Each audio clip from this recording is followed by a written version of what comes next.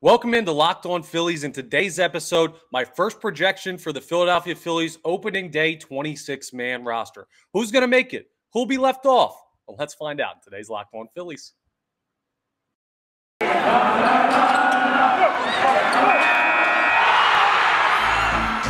are Locked On Phillies, your daily Philadelphia Phillies podcast. Part of the Locked On Podcast Network, your team every day.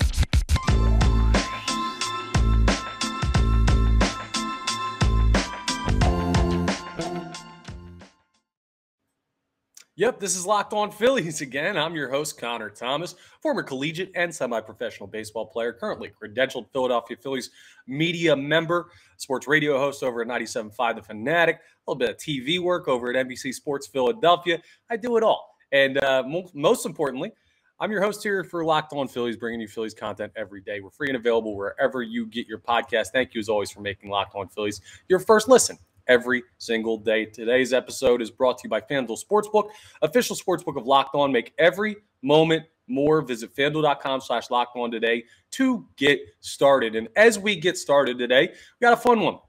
Spring training is right around the corner. Pitchers and catchers are reporting in less than 10 days. I think it's like 8 days away. It's the 16th. And what's today? Is today the 7th or the 8th?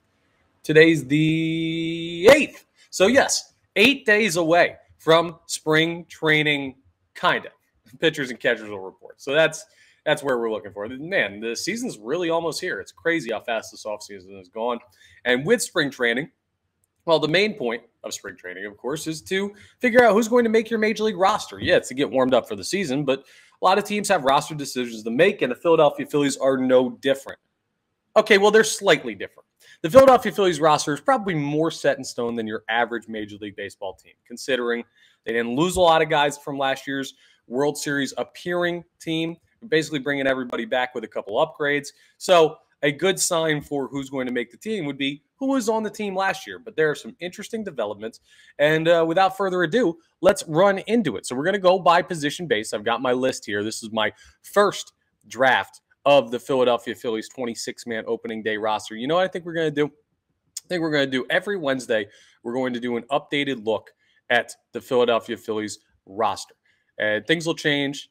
Guys will move in and out, different feelings on different guys depending on their spring training performance. So this is my initial one. Next Wednesday, we won't have it because nothing will have changed. It's a week and they're not at spring training yet. But every Wednesday of spring training is going to be roster projection day. So, hey, there we go. We got our first recurring segment of the 2023 season. You go position by position. So we're going to start catchers, go to infielders, outfielders, starters, relievers, and run through that way, get to 26. I did the math like a billion times on this because I'm terrible at adding and subtracting. So I wanted to make sure I actually got to 26. We're there, I'm pretty sure. If I'm wrong, feel free to clown me in the comments. But I think it's 26 people. I've counted like legitimately, not a billion times, but I've legitimately counted this list like 10 times because I can't count to 26 because I'm a child. Anyway, let's get into the actual baseball talk. First off, let's start at catcher. And catcher is relatively easy to lock down, right? You know JT Realmuto is going to be on the roster. Absolutely. Garrett Stubbs was your backup last year. Garrett Stubbs was really good last year as your backup. So, yes, it will be Garrett Stubbs again as the backup for the 2023 Phillies at catcher. He had some big moments for the team. He had some offensive output. I mean, that's a guy that really, you look at his 2023 season, and it's impossible to not have a drop-off when you go from the best catcher in baseball, JT Realmuto, to whoever his backup is. It could be the second best catcher in baseball, and there would still be a drop-off because JT is the best. But there weren't really many moments last season where you looked at Garrett Stubbs and said, man, really, really, really miss JT Realmuto. Like, there's somewhere it's like, okay, Realmuto probably makes that play, or Realmuto probably has a better at-bat there. But Stubbs, for what he was in his backup role last year, was really good. So, yes, he will be on the team again. There's the first two guys down, JT, Stubbs. Next, let's go to infield. Infield's interesting. This is the first one where a decision really has to be made because you have probably 6 guys that are going to make the roster in the infield and 7 guys vying for those spots. Rhys Hoskins is absolutely going to be on the roster. He's your opening day first baseman, no doubt. Bryce Stott is your opening day second baseman.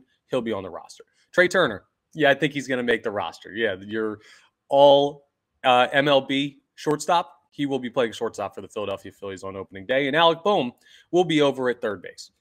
That's your infield. That's your starting infield, rather. And now there's 3 reserve guys that you got to pick 2 of. And I think I'm going to go back and forth on this one a little bit as we go through spring, because I'm very interested in the guy that I'm leaving off of this draft. Now, Edmundo Sosa is too good defensively to not have on this team.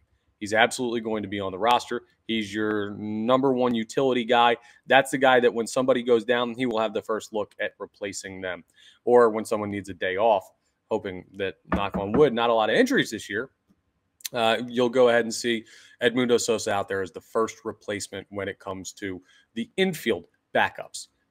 And now you look at the guy that the Phillies just went ahead and signed on a 1-year, $2 million deal in Josh Harrison, and you look at Derek Hall. And which one ends up on the roster? Now, I tell you, this is how I lean. I'm not sure how the Phillies lean, because I've told you things in the past where I say, oh, doesn't look like this young player is going to be on the roster. It doesn't look like this guy's getting called up, or I don't think he's going to get as many looks. And then all of a sudden, Bryson Stott plays most of the year last year. So the Phillies do have a little bit of an idea of going with young players over proven veteran ones. For this one, for this edition of the 26-man roster, I'm going with Josh Harrison over Derek Hall. He's a proven vet, plays significantly better defense. And frankly, defense is more important to this team depth-wise. So having depth defense is more important to this team than having depth offense, because your offense has sluggers up and down the lineup. Your defense, you got multiple guys in the infield on any given day that can't field their position at an average level, or don't normally field their position at an average level. So, yeah, Josh Harrison right now is my guy, the 6th man in that infield rotation. So, again, the infielders on the team, according to my projection, Hoskins, Stott, Turner, Bohm, Sosa, and Harrison. And we already have JT and Stubbs catching. They count as infielders too, technically, I guess. Let's go to the outfield, because I know I've had a lot of back and forth with the outfield, and this could still change with people signing and anything like that. There's some interesting free agents still available, but Kyle Schwarber, Nick Castellanos, and Brandon Marsh are all going to be on the team. Those are your starting outfielders. Schwarber in left, Marsh in center, Castellanos in right. Hopefully a bounce back year from Castellanos, but no doubt they're going to be on the roster. No doubt they're going to be starting. Probably going to bring 2 more guys along with you. And there's about a 4-man player pool, assuming that no one's added through free agency. Dalton Guthrie, Jake Cave, Jalen Ortiz, and Johan Rojas.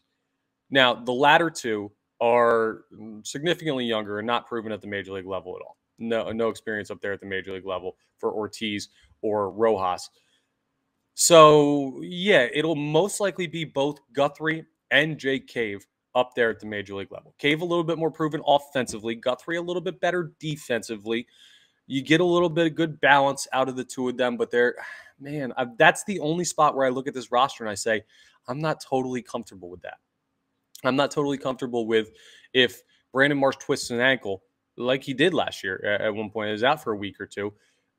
Dalton Guthrie is your starting center fielder for 2 weeks out of a season where you should be competing for a very stacked NL East and another NL pennant and potentially a World Series trophy.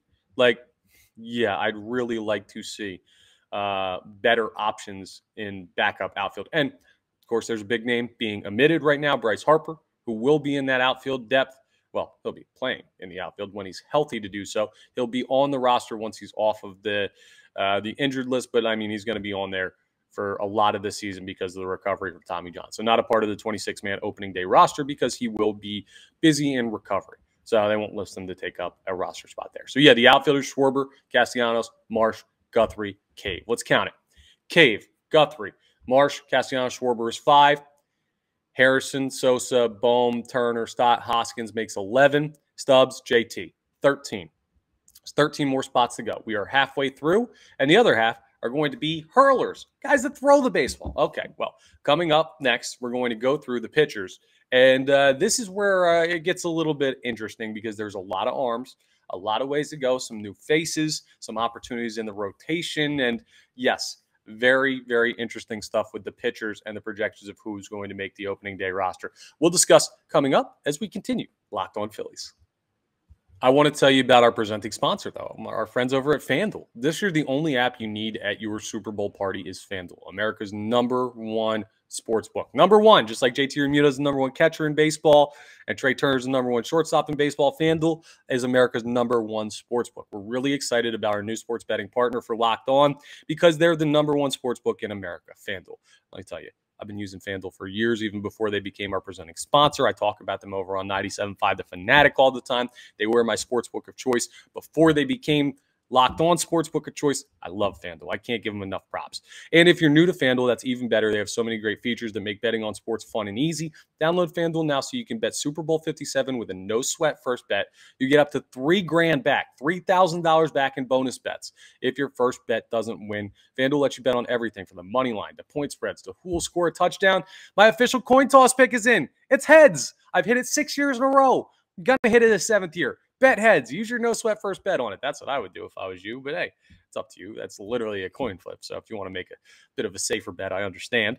The FanDuel Sportsbook app, though, everything's a safe bet because it's safe, secure, and super easy to use. Best of all, you can get paid your winnings instantly. So join FanDuel today at FanDuel.com/LockedOn to claim your no-sweat first bet on Super Bowl 57. That's FanDuel.com/LockedOn. Make every moment more with FanDuel, official sportsbook partner of the NFL. All righty, folks, let's get into the pitchers. I'm going to start with the starting pitcher. So remember, we have 13. Just to recap, Realmuto, Stubbs, Hoskins, Stott, Turner, Bohm, Edmundo Sosa, Josh Harrison, Kyle Schwarber, Nick Castellanos, Marsh, Dalton Guthrie, Jake Cave, all on the roster already on this first draft of the Phillies' 26-man opening day roster. On to the pitchers. Starting with the starting rotation, there's 4 no-doubt locks. Zach Wheeler is going to be on the squad. Aaron Nola is going to be on the squad. Ranger Suarez is going to be on the squad. And new addition Taijuan Walker from division rival New York Mets. He will also be in the starting rotation on opening day. That's 4, though. And the Phillies have said they need 5 guys, maybe even 6 guys. Now, the Phillies haven't said 5 guys. Everybody says 5 guys. You throw a 5-man rotation. We know this. That's baseball. But they have mentioned a 6-man rotation at points. More on that a little bit later when we talk about the relievers. But I've listed 4 guys. Who's the 5th? Who's going to make it in? There's a lot of options. Bailey Falter was a good option for that role last year. Christopher Sanchez is down there. Was AAA for a lot of the last year, but made some spot starts. Nick Nelson, a long reliever. I mean, potentially. Matt Strahm, who the Philadelphia Phillies went ahead and signed this offseason, has started before in his Major League career, a lefty there. But I have none of them in the 5th spot. Nope. You know what I'm doing. I'm giving it to the kid. Andrew Painter will be on your Phillies opening day roster. He will be the 5th man in the rotation. And guess what? Last year, Bryson Stott was on the opening day roster. He was active on the opening day roster. I don't believe he played on opening day. I think it was Segura, Didi. You know what? No, maybe he played at third base.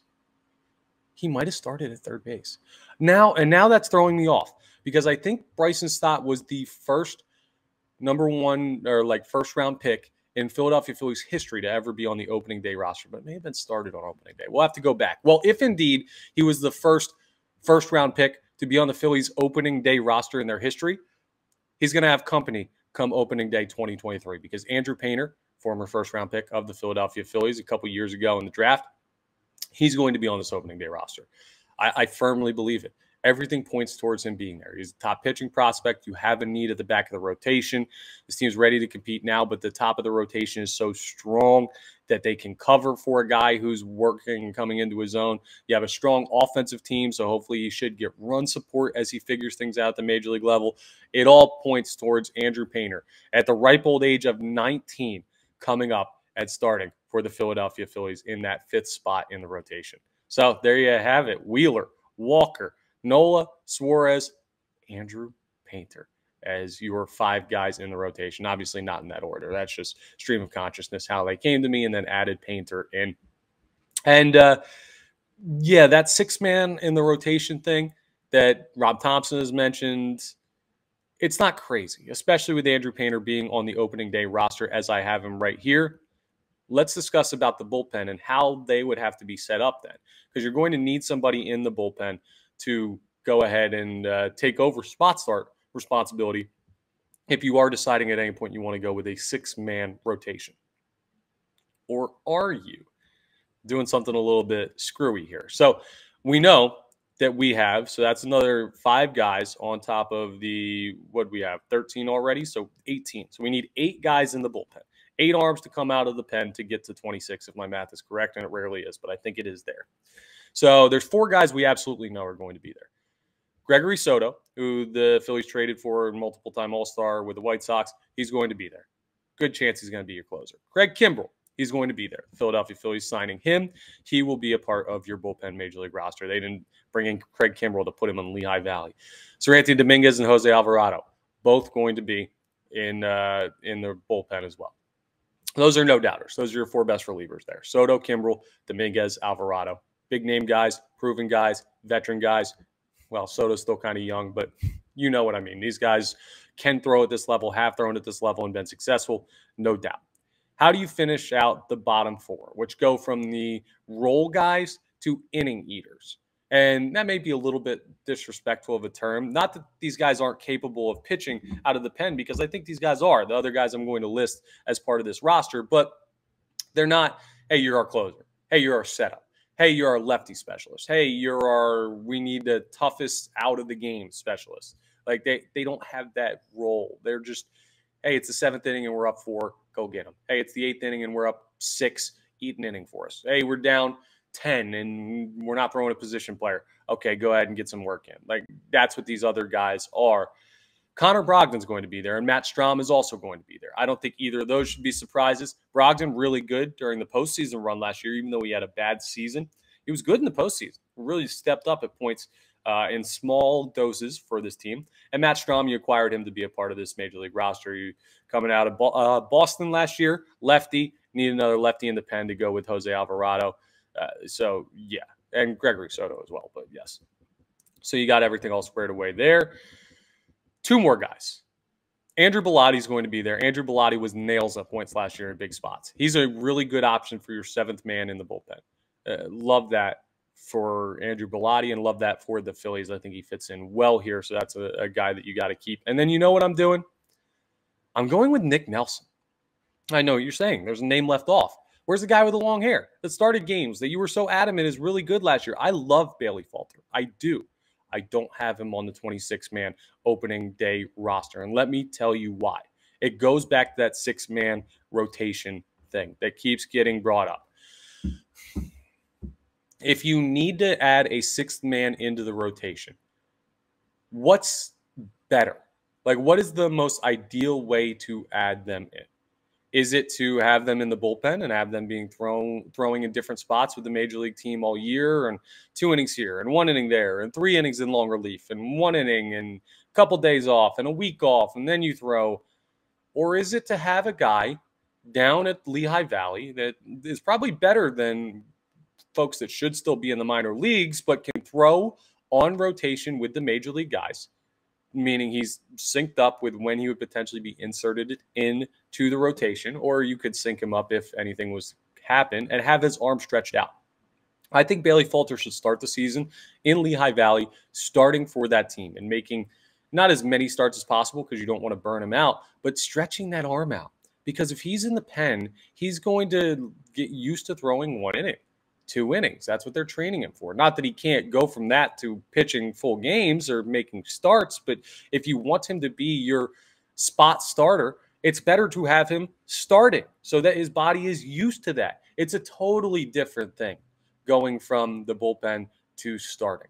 And while Bailey Falter did it well last year and has done it well multiple times for the Philadelphia Phillies now, because he did it in 2021 as well, I don't see as much benefit from having him in the pen as I do having him ready in Lehigh Valley, especially seeing how Andrew Painter takes to major league hitters and everything like that. So, yeah, Bailey Falter I'm leaving off for now. I reserve the right to change my mind on that one as people either talk me out of it or as I hear stuff from spring training like Bailey Falter looks amazing, Andrew Painter doesn't. Like, it's crazy, but there's a chance that Bailey Falter could be your 5th starter on opening day, and I don't even have him on my first opening day roster projection. So, We'll see how it plays out. That's going to be a spring training battle. And the most exciting position battle for the Philadelphia Phillies in spring training is going to be that fifth spot in the rotation. And because I don't think Bailey Falter wins it, but he's the second best option, I think he's sitting down in Lehigh Valley getting ready to start if need be. And Christopher Sanchez will be down there as well doing the same thing. But I think Bailey Falter is better than Sanchez and obviously more proven at the major league level.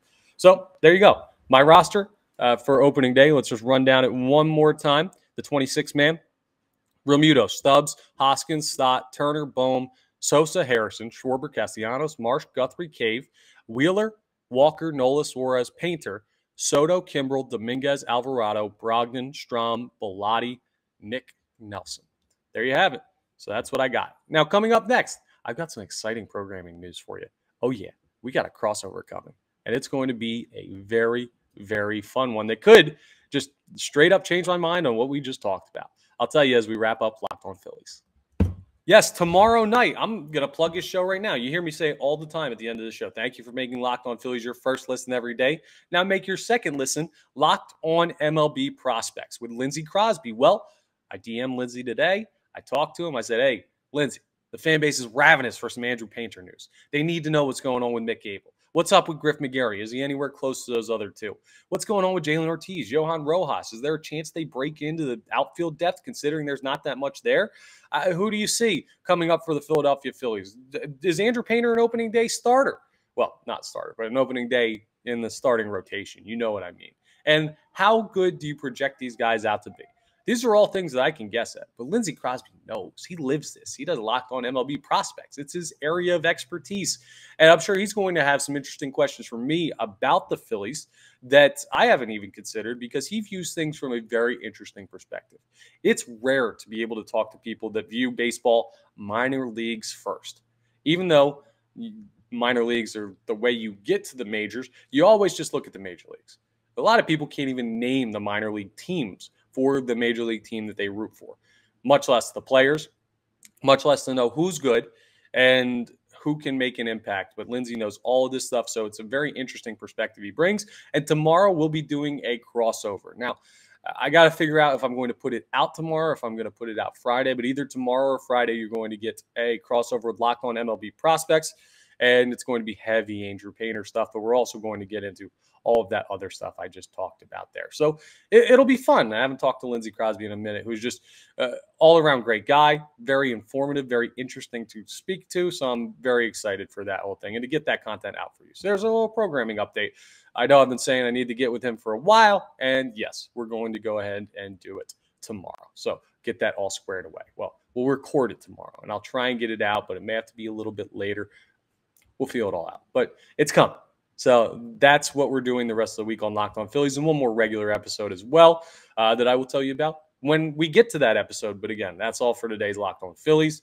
Thanks again for making us your first listen. Locked On MLB Prospects. I can't plug it enough. Check it out.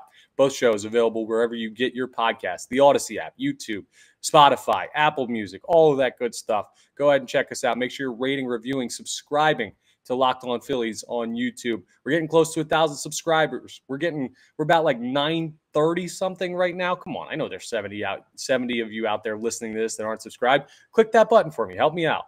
It really helps us out at Locked On. It helps me out. It takes you 2 seconds to do, and it means you get notifications and get to know as soon as new content is posted. So keeps you up to date on all the greatest Phillies talk out there, brought to you by Locked On Phillies and yours truly. So I appreciate the continued support, and I will talk to you next time on the next episode of Locked On Phillies.